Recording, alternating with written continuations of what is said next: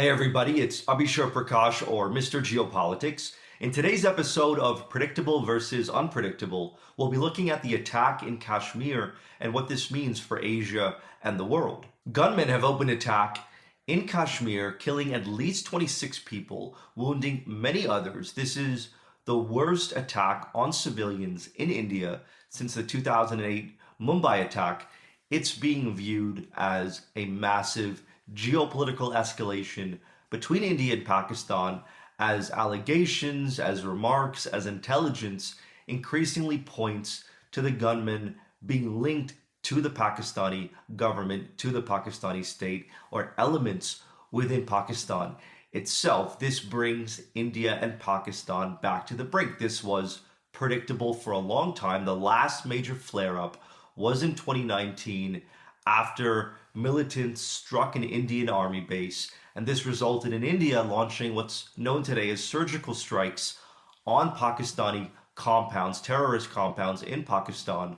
And this brought the two countries to the brink of war so much that some leaks said that the Narendra Modi, the Indian Prime Minister, was considering missile strikes on Pakistani cities, which he was then walked back by President Trump in his first term. So a flare-up between India and Pakistan was in the cards, whether this is in the form of what begins as small border skirmishes flaring up, or whether it's militants crossing the line of control into India and attempting another Mumbai-style attack.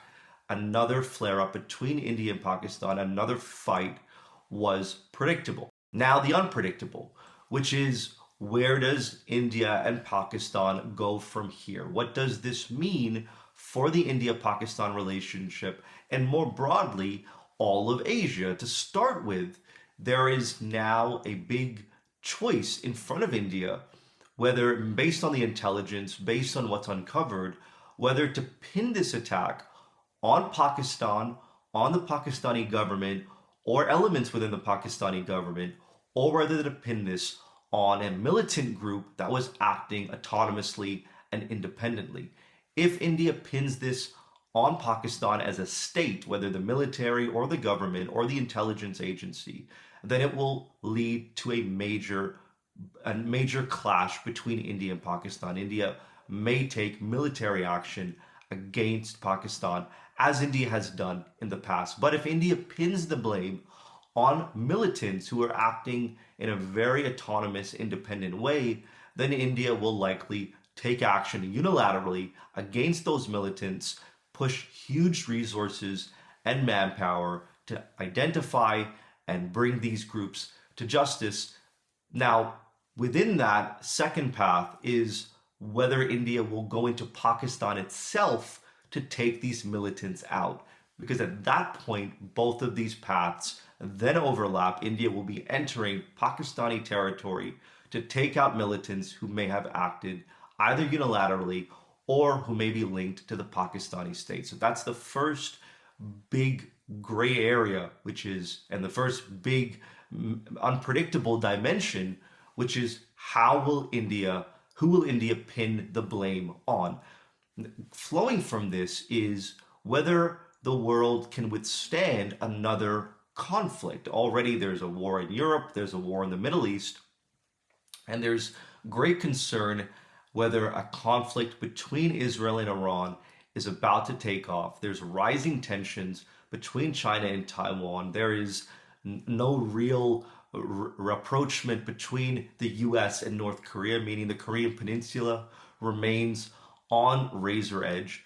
But the India-Pakistan conflict has remained a big threat, even though it's been flying under the radar. Now it reemerges into the spotlight, and the question in front of major world powers and governing institutions like the United Nations is whether the world can deal with this kind of flare-up, especially as India is a major power. India is a very sovereign state and prides itself on its sovereignty and its ability to do what it wants, much like other republics. So can the world deal with another shock, this time in Asia? Asia has remained rather insulated from the wars in terms of an actual flare-up beginning. within the Asian region. Asia has been spared so far.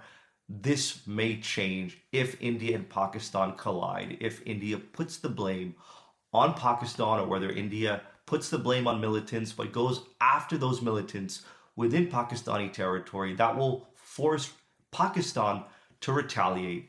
And this brings both of these countries, who are nuclear powers, back to the brink, back to the same situation they were in 2019. Now, alongside all that is the big question of China. China is Pakistan's closest ally. Pakistan and China have been standing together for decades now, in particular through the Chinese Belt and Road Initiative, which itself is running into challenges in Pakistan due to major internal terrorism events that target Chinese nationals and target the actual BRI projects within Pakistan itself. Now, however, it's not a simple dance between Pakistan and China. China is in the middle of an economic war with the US. China is trying to make sure countries don't align with Washington over Beijing. And in the process of this, China has been reaching out to India. India has also been reaching out to China. India is debating whether to remove investment restrictions on Chinese financing within the Indian market. The Chinese government has sent their mission to explore how to reduce the $100 billion trade deficit that India shares with China, and that has been a concern for New Delhi. But now, recently, India put a 12% tariff on steel imports targeting mainly China, showing how there's a bit of a pull and push dynamic at play. But the point is that China isn't just viewing India anymore as a regional competitor or adversary. In Beijing, India may be viewed as a pivotal state to bring into the Chinese corner, or at least make sure that India is treated in a way that keeps India neutral, that doesn't push India into America's arms. And from this viewpoint, China may respond to Pakistan very differently. China may decide to create some distance between itself and Pakistan, and in the process, attempt to elevate its relationship with India. So China is a big card in this equation. Pakistan is likely to turn to China for support, for help. It doesn't want to be isolated at this moment. And depending on what China does, it could further inflame the situation in terms of giving Pakistan the feeling that it can stand up, or it may attempt to diffuse the situation and put the ball purely in India's court if Beijing steps away. Now, alongside all of these points, which will dictate what happens next between India and Pakistan, is how India retaliates beyond military means. Just as the US-China economic war is now spilling over beyond tariffs and trade, now India-Pakistan fight will expand into new areas, even if India refuses to take military action because India goes after the militants within territories it controls and views this as enough punishment and not worth a flare-up with Pakistan. The relationship between India and Pakistan, which has been improving in recent years, is now going to decline. And one of the ways India may retaliate is through financing. India wants to block Pakistan's investment in BRICS Bank. And alongside this, India has been calling for the IMF, who has been bailing out Pakistan in recent years, to impose more scrutiny, more stringent measures to control where the money is going and oversee how the money is being spent. Now, this was how India was behaving before the attack in Kashmir. Post Kashmir, post this attack, India may decide to take its steps towards financing to another level and attempt to control how Pakistan can access global capital. And for Pakistan, this will be a very challenging situation, as from its economy to its society, it's in shaky territory. And if capital taps get turned off, in part because of what India does itself, or in part because India works with other countries like the US to cut access for Pakistan, then the question is, what does Pakistan do for its foreign reserves, for trade, for economic and social stability? So India has other options to take against Pakistan beyond just the military. And in today's geopolitical climate, everything is spilling over. There are no guardrails, and nations are